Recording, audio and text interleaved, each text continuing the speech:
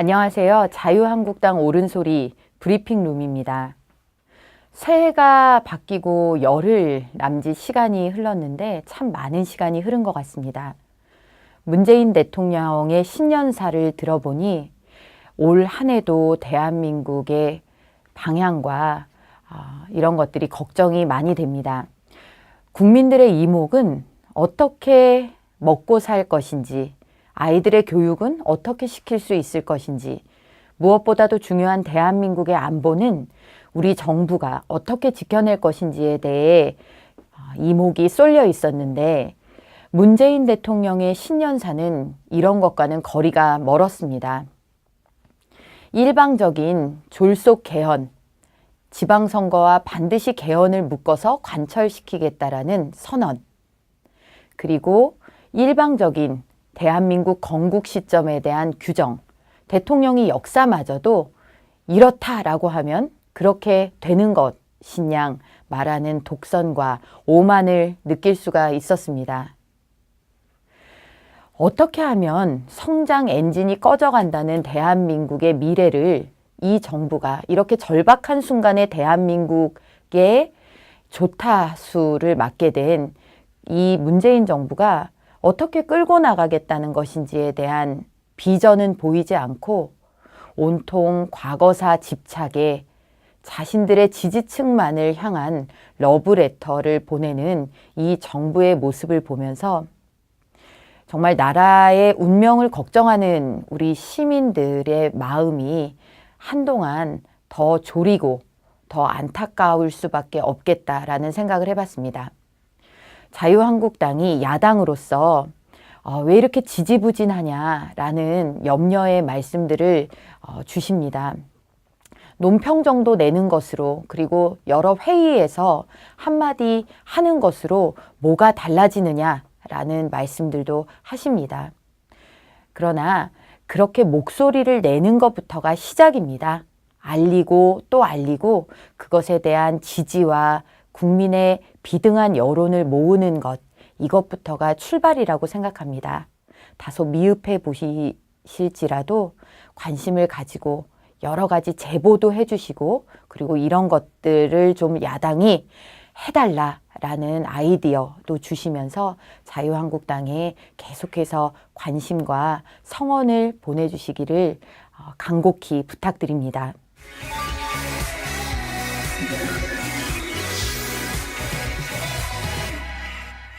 네, 지난주에 핫 이슈는 남북 고위급 회담이 열린 것입니다. 남과 북이 대화를 한다. 대화 자체에 문제 제기를 하는 사람은 없을 것입니다. 그런데 이 대화가 과연 무엇을 위한 대화인가? 그리고 최종 목표는 어디에 두어야 하는가를 놓고는 시각차가 존재하는 것 같습니다. 북한과의 대화는 그들의 위장 평화술과 북핵과 미사일 완성을 위한 시간 벌어주기용이 되어서는 안 됩니다. 지난 좌파 정부에서 그랬듯 끌려다니기식 대화, 남남 갈등만을 유발하는 대화여서도 안 됩니다. 오로지 북한의 핵 포기와 전 세계를 향한 무력 도발의 포기를 위한 그런 대화의 시작점일 때라야만 의미가 있을 것입니다. 김정은은 신년사에서 전 세계를 향해 핵단추가 내 책상 위에 있다는 것은 위협이 아니라 현실이다라고 엄포를 놓았습니다. 명명백백한 협박입니다. 그런데 이후의 청와대 반응은 참으로 놀랍습니다. 핵단추에 대한 논평은 온데간데 없고, 평창에 북한이 참여하기로, 동계올림픽에 북한이 호의를 보이고, 그리고 여기에 참여하기로 한 것에 대한 박수갈채만 쏟아졌습니다. 남북 고위급 회담이 열렸지만 우리의 비핵화에 그저 화두만, 말머리만 꺼냈을 뿐인데도 북한의 대표단인 리선권은 경로를 했다고 합니다. 얼마나 대한민국이 만만하게 보였으면, 얼마나 우리 국민을 우수히 알았으면 비핵화라는 말만 꺼냈을 뿐인데도 이런 어깃장 반응을 보였을까요? 북핵에 대해서 우리가 가졌던 경각심과 우려는 사라지고 이제는 온통 매스컴도 언론의 지면들이 북한에서 누가 오는지, 얼마만큼의 규모의 선수단이 오는지, 미녀 응원단은 오는지 안 오는지에 대한 관심만 온통 쏟아지고 있습니다. 불과 얼마 전까지 핵실험과 북한의 대륙간 탄도미사일 발사 실험에 놀라고 가슴을 쓸어내렸던 그런 나라라고는 볼 수가 없습니다. 우리의 이러한 반응을 세계인들은 또 어떻게 볼까요? 우리 정부가 북한에게 다시금 놀아나는 것이 아니냐라는 우려가 비교적 좌파에 가깝다라는 뉴욕타임즈 등에서도 소개가 되고 있습니다. 우리는 망각에 길들여진 걸까요? 아니면 어떤 식으로든 그저 싸우지만 않으면 된다라는 그런 식의 평화 타령에 너무나 길들여진 것일까요? 이제는 평창 올림픽, 우리가 삼수 끝에 따낸 동계올림픽 개최국이라는 자랑스러운 입지마저도 개최국의 국기마저도 개양되지 못하고 입장 선수들이 우리 대한민국의 자랑스러운 태극기마저도 들고 들어오지 못하는 그런 상황에 직면했습니다. 한반도기를 들고 동시 입장하는 것이 마치 당연한 것인 듯, 그리고 그것이 평화를 사랑하는 사람들의 당연한 일인 듯 그렇게 몰아가고 있습니다. 과연 그럴까요? 우리가 동계올림픽을 유치하기 위해서 쏟아부은 온 국민의 열정과 경제적 비용까지 감안을 했을 때, 그리고 아직도 세계인들이 사우스 코리아인지 노스 코리아인지 남과 북을 구분하지도 잘 못하는 현실에서 대한민국의 태극기를 그렇게 쉽게 북한 선수단을 위해서 내려놓아야 할까요? 이런 것이 과연 대화이고 평화이고 이것이 남과 북의 화해이자 통합일까요? 저는 그렇게 생각하지 않습니다. 북한이 지금까지 벌여왔던 북핵과 미사일 위협, 그리고 이제 압박에 의해서 재개된 대화, 이런 것들을 감안했을 때 북한이 양보하고 북한이 굽히고 들어와야 그것이 진정한 의미의 대화이고 평화의 시작일 것이다라고 생각을 합니다.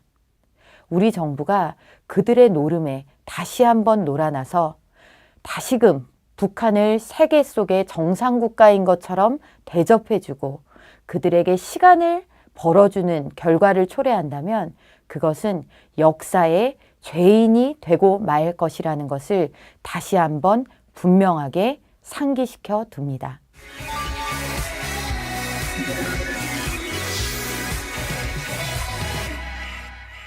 우리를 깜짝 놀라게 한 소식이 있었습니다. 지난 태극기 집회에서 성원을 보낸 2만여 명의 시민들의 계좌를 경찰이 들여다보았다는 사실입니다.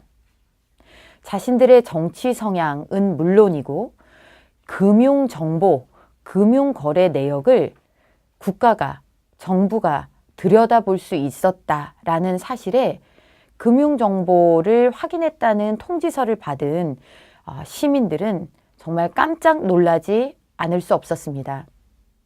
여기서 더욱 놀라운 사실은 같은 혐의를 받고 있던 지난 촛불 집회 모금에 대해서는 이 정부가 어떤 입장을 보였는가 하는 점입니다.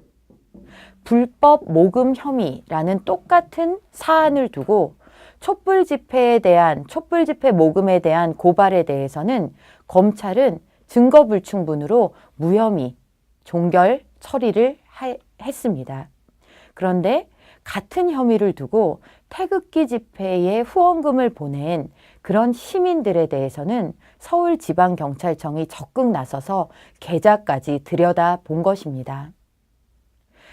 시민들은 이제 문재인 정부 들어서 보수 성향, 우파 성향의 시민들에게는 그야말로 빅브라더가 모든 생활을 꼼꼼히 정말 속속들이 내려다보는 그런 세상이 된 것이 아니냐라는 그런 비판의 목소리가 쏟아져 나오고 있습니다.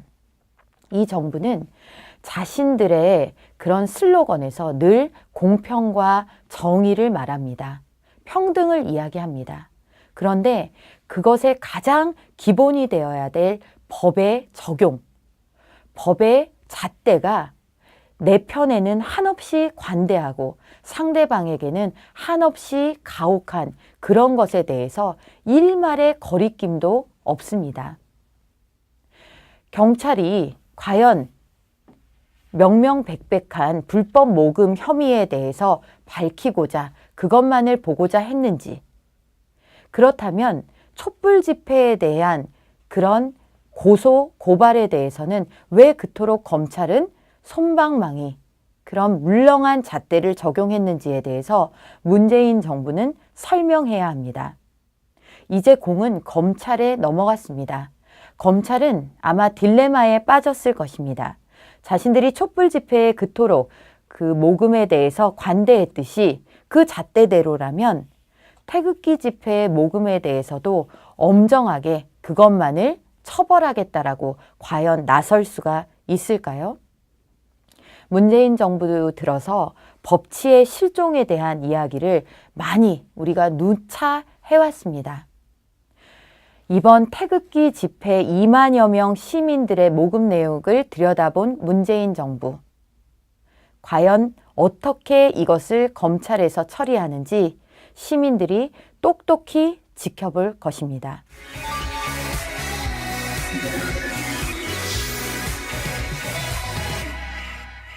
문재인 정부 교육 정책이 헛발질에 헛발질을 거듭하고 있습니다. 문재인 정부는 작년이죠. 12월 26일 입법 예고를 하나 했습니다. 그 내용은 교장 공모제 개선 방안에 관한 것인데요. 여기에 주요 골자는 교장 자격이 없는 교원들도 교장이 될 수 있는 내부형 공모제, 내부형 교장 공모제를 전면 확대한다는 것입니다. 자율학교와 자율형 공립고는 교장 자격이 없는 사람들 중에서도 능력이 출중한 사람들을 교장으로 발탁해서 이들의 열의와 아이디어들이 교육을 발전시킬 수 있는 그런 에너지가 되도록 교장이 될 수 있는 길을 열어두었습니다. 그런데 충격적인 것은 사실상 교육감이 교장 자리를 뽑게 되는 이 내부형 교장 공모제에 전체 교원의 10% 수준에 불과한 전교조 교사들이 대거 교장으로 발탁되었다라는 사실입니다. 무려 70%, 80%에 육박하는 전교조 출신 교사들이 내부형 공모제를 이용해서 교장이 되고 있었다는 것입니다. 심지어 특정 시도 같은 경우에는 100%의 교장이 전교조 출신들 중에서 임용이 되었습니다. 서울, 인천, 충남, 부산, 전남, 전북, 광주, 제주. 2012년부터 2016년까지 이 무자격 내부형 교장 공모제를 통해서 교장이 된 사람 전원이 전교조 출신이었습니다. 이것을 과연 공정이라고 이야기할 수 있을까요? 전교조 출신 혹은 친전교조 교육감들이 자신들과 코드가 맞는 전교조 출신 인사들을 초고속 승진시키기 위한 승진의 고속 엘리베이터를 태운 것이 아니라고 이야기할 수가 있을까요? 이런 문제점이 국정감사를 통해서 거듭 지적되었음에도 불구하고 오히려 문재인 정부 그리고 김상곤 교육부 장관은 이걸 100% 확대하겠다라는 그런 방침을 세운 것입니다. 이렇게 되면 산술적으로 1655곳의 학교에서 전교조 출신의 교육감들이 교장 자리를 차지할 수 있게 됩니다. 일반적으로 교장 선생님이 되려면 20년 넘는 교육 경력에 교감 선생님을 반드시 거쳐야만 교장이 될 수가 있습니다. 이렇게 많은 교원들이 한 발 한 발 교육계에 헌신하고 노력하면서 가는 교장 선생님의 자리가 전교조를 위한 그런 초고속 승진의 자리로 쓰이고 있다는 현실, 그리고 이것을 뻔뻔스럽게 문재인 정부 들어서 100% 확대하겠다는 이 현실을 우리는 지금 목격하고 있는 것입니다. 문재인 정부의 네 사람 생기기, 그리고 좌파 생태계 만들기는 꾸준히 진행되고 있습니다.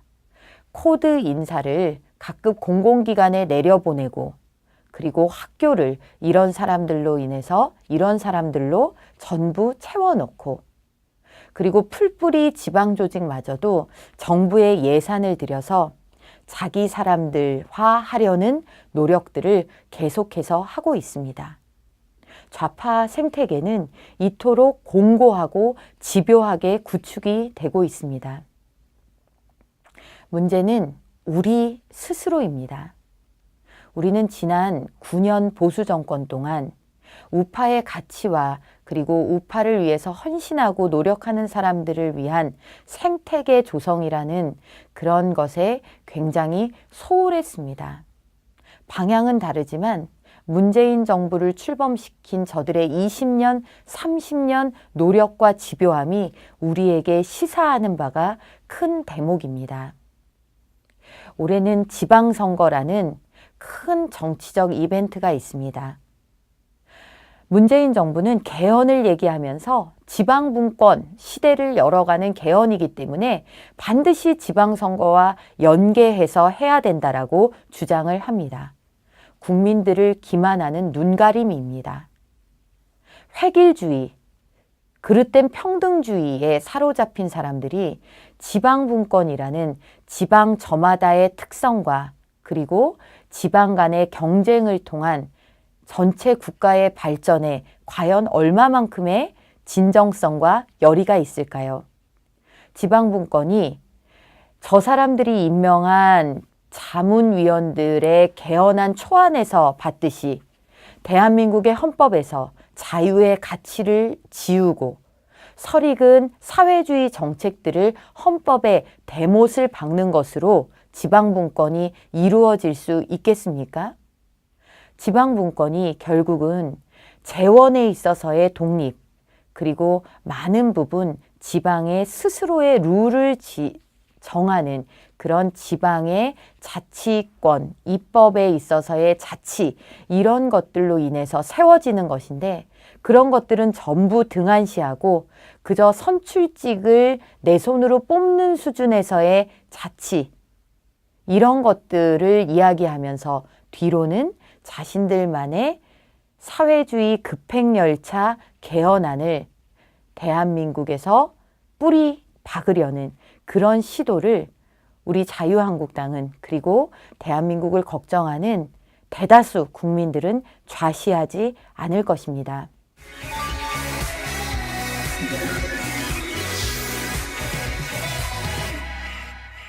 많은 논평들을 하다 보면 이 논평이 정말 논평할 거리가 너무 많아서 하루에도 수십 건이라도 논평을 내야 되는 그런 상황에 직면하게 됩니다.